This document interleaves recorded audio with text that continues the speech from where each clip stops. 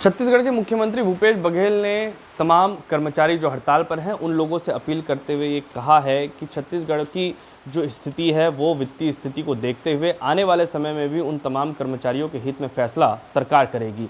मैं आपको बता दूं कि इससे पहले छत्तीसगढ़ में तमाम जो कर्मचारी हैं वो हड़ताल पर है। अधिकारी कर्मचारियों के हड़ताल के कारण आम जनता को परेशानी हो रही है। अपनी अपील में मुख्यमंत्री भूपेश बघेल ने यह भी कहा है कि आम जनता को जो परेशानी हो रही है उस परेशानी को दूर करने की जिम्मेदारी भी यहाँ पर उन तमाम अधिकारी कर्मचारियों की है। और यही वजह है कि अगर वो जल्द से जल्द जो फैसला उन्होंने लिया है निश्चितकालीन हड़ताल का, अगर उसे खत्म कर काम पर वापस लौटते हैं तो कहीं ना कहीं जनता को जो परेशानी हो रही है वो परेशानी भी दूर होती हुई नजर आएगी। और इसके साथ में सरकार की तरफ से उन्होंने अपील में ये भी कहा है कि आने वाले दिनों में वित्तीय स्थिति को देखते हुए जो सरकार अधिकारी कर्मचारियों के हित में है वो फैसला भी लेगी। यानी कि कुल मिलाकर उन्होंने साफ तौर पर कर्मचारियों से अपील करते हुए ये कहा है कि वो काम पर जल्द से जल्द वापस लौटे, ताकि जो आने वाले दिनों में जो परेशानियां हैं, अब तक जो परेशानी इस हड़ताल की वजह से जनता को भुगतनी पड़ी है वो आने वाले दिनों में जो जनता है उनको ना भुगतना पड़े।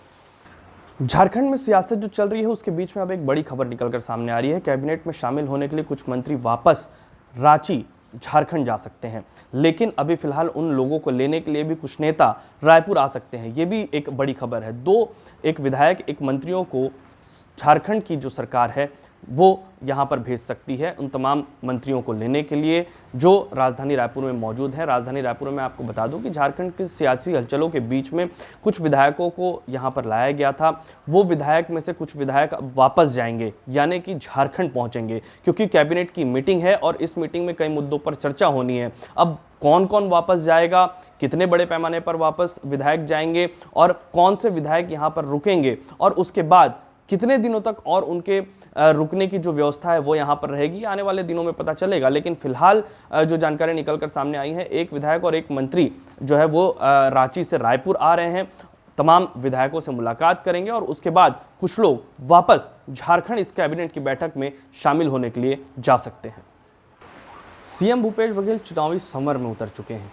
ये इसलिए क्योंकि हिमाचल प्रदेश में आज जब उनका दौरा था तो 10 गारंटियों के साथ में उन्होंने हिमाचल प्रदेश के दौरे में जनता से वादा किया है। उन्होंने जो वादा किया है उसमें महंगाई भत्ता देने की बात उन्होंने कही है। इसके साथ में युवाओं को जो रोजगार देने के लिए 5 लाख युवाओं को रोजगार देने का उन्होंने गारंटी दिया है। इसके अलावा 680 करोड़ रुपए के स्टार्टअप की गारंटी यानी व्यापार में सुधार की भी उन्होंने गारंटी दी है। इसके अलावा हम बात करें तो उन्होंने गोबर खरीदी, दूध खरीदी की भी उन्होंने गारंटी दी है। तो कुल मिलाकर किसानों को साधने की कोशिश, रोजगार के रूप में युवाओं को साधने की कोशिश, महिलाओं को साधने की कोशिश आज उनकी गारंटी में साफ तौर पर नजर आ रहा है। सीएम भूपेश बघेल ने इस गारंटी के साथ में, अपनी 10 गारंटियों के साथ में छत्तीसगढ़ की सरकार जिस तरीके से काम कर रही है, छत्तीसगढ़ में जो वादे पूरे किए गए उन वादों का जो लाभ सीधे तौर पर किसानों को मिल रहा है, महिलाओं को मिल रहा है, रोजगार के रूप में युवाओं को मिल रहा है, उन वादों की बात भी उन्होंने कही है। यानी कि कुल मिलाकर इसका फायदा जो 10 गारंटियां सीएम भूपेश बघेल के साथ में आज चुनावी रण में